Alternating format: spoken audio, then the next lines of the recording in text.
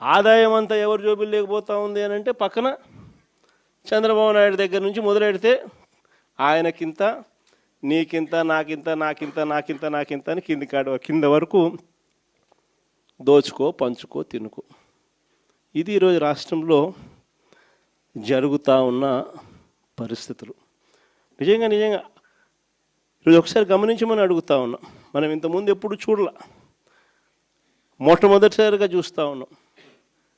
మద్యంలో మొత్తం ప్రైవేట్ షాపులంతా వీళ్ళ మనుషులే మాఫియా. ప్రైవేట్ షాపులన్నీ వీళ్ళ మనుషులే లాటరీ పద్ధతిలో అంతా వీళ్ళ మనుషులకే ఇచ్చుకున్నారు. వీళ్ళ నుంచి మొదలు పెడితే ఆ తర్వాత గ్రామ స్థాయిలోకి బెల్ట్ షాపులు పూర్తిగా విస్తరించినారు.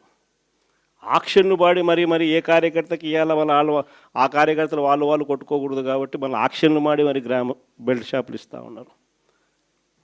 మళ్ళీ గ్రామాలలో బెల్ట్ షాపులు నడిపేదానికి పక్కన బెల్ట్ షాప్ పక్కన షాప్ పక్కనే పర్మిట్ రూములు. ఆడైతే ఏకంగా పెగ్గులే. అంతటితో కూడా సరిపోదు అన్నట్టుగా ఏకంగా ప్రతి 4-5 బాటలకు ఒక కల్తీ బాటలు.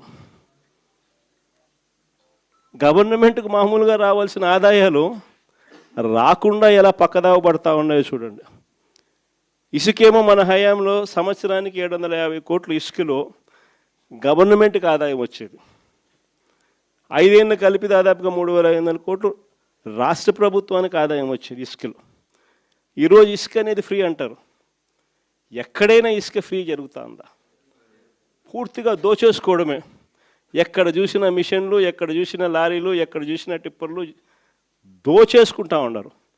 ఇసుక చూస్తే రేటు చూస్తే మనకన్నా డబుల్ రేటుకి అమ్ముతూ ఉన్నారు. మన ప్రభుత్వ హయాంలో అమ్మిన దానికన్నా డబుల్ రేటుకి అమ్ముతా ఉన్నారు. రాష్ట్ర ప్రభుత్వానికి రావాల్సిన ఆదాయం 0.